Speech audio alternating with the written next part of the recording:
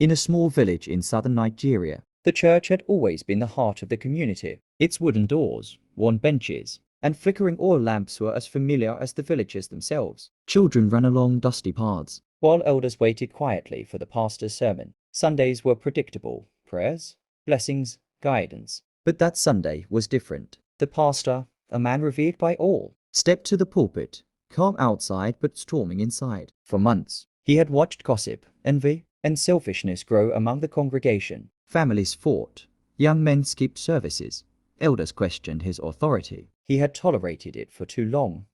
That day, his sermon had a sharp edge. Instead of blessings, he spoke of judgment. The villagers felt an almost tangible heaviness pressing down on them. From this day, the prosperity you sought through prayer will turn to hardship. The crops you hoped to grow will fail. The children you cherished will quarrel. Every home that disrespected the path will face loss, and every family that doubted will feel the weight of my words. The congregation froze. Some whispered prayers, others clutched their children. The pastor spoke with authority, conviction, and intent. Within days, strange things began. Yam farms rotted, children fought relentlessly. Fires broke out, goats disappeared, and neighbors argued over trivial debts. Some whispered that the pastor had cursed them. Even more unsettling, villagers saw him at night, walking among graves, muttering words, or sprinkling powder over the church floor. Despite the fear, many stayed, hoping the curse was a warning. But manipulation spread.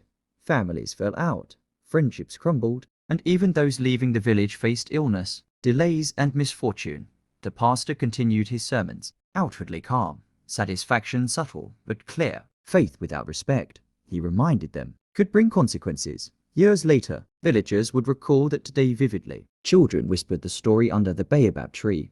Elders nodded knowingly, and even those who left carried the memory of the pastor's judgment. It became legend not for the supernatural, but because it was human, familiar, painfully relatable. In every village, every street, every church, there is memory of someone trusted too much, someone whose wrath could change ordinary lives. Though the church stands quiet now, the story lingers. Faith, fear, and human pride are powerful forces capable of blessing, guiding, or cursing, depending on who wields them. Weeks later, the church was quieter. Attendance dwindled. Children were subdued. Adults whispered, recalling the pastor's words falling like stones. Some families moved away. Others remained, wary of the pulpit. By the month's end, the village had changed. The church, once the heart of comfort, became a place of caution. People remembered the curse not just for misfortunes, but because even faith could be weaponized when pride and frustration guided it.